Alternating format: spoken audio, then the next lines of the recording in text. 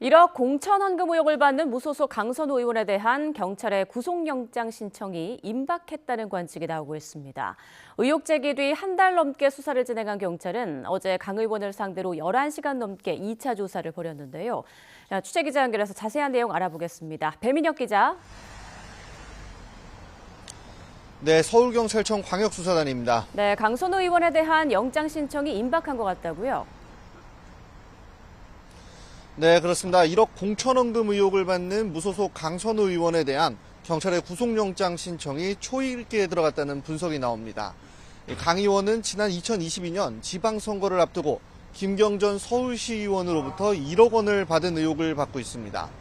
다만 강 의원은 현역 국회의원 신분인 만큼 회기 중 국회의 동의 없이 체포나 구금되지 않는 불체포 특권이 있다는 점은 변수로 남았습니다.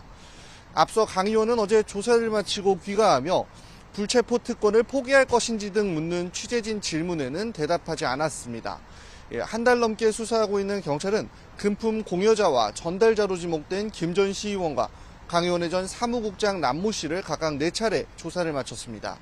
강 의원까지 2차례 조사를 마친 경찰은 막판 법리 검토 등에 고심하고 있습니다. 네, 강선우 의원 어제 2차 조사도 장시간 진행됐죠. 네, 어제 오전 9시 반쯤 이곳 서울경찰청 마포청사에 들어선 강선우 의원 11시간 넘게 조사를 받았습니다. 강 의원은 심려를 끼쳐 거듭 죄송하다면서도 다른 취재진의 질문에는 대답하지 않았는데요. 직접 들어보시죠. 이런 일로 국민 여러분께 심려를 끼쳐드린 점 다시 한번 고개 숙여 사죄드립니다. 죄송합니다. 경찰은 첫 소환 이후 강 의원을 2주 만에 다시 불러 1억 의혹과 더불어 김 전 시의원이 지방선거 이후에도 강 의원에 쪼개기 후원했다는 의혹까지 전반적인 사실관계를 다시 추궁했습니다. 네, 이어서 경찰이 강선우 의원의 구속영장을 고려하는 그 배경도 설명해 주시죠. 네, 금품을 수수한 것으로 지목된 강선우 의원의 입장이 다른 핵심 인물들과 엇갈리기 때문일 것으로 보입니다.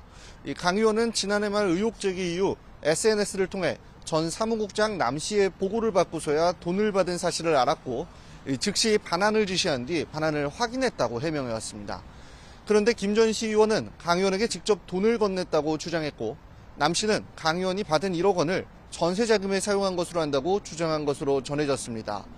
이렇게 금품을 둘러싼 주장이 서로 엇갈리는 만큼 경찰은 구속수사가 필요하다고 보고 검찰과 관련 실무 협의를 진행해왔습니다. 지금까지 서울경찰청 광역수사단에서 YTN 배민혁입니다.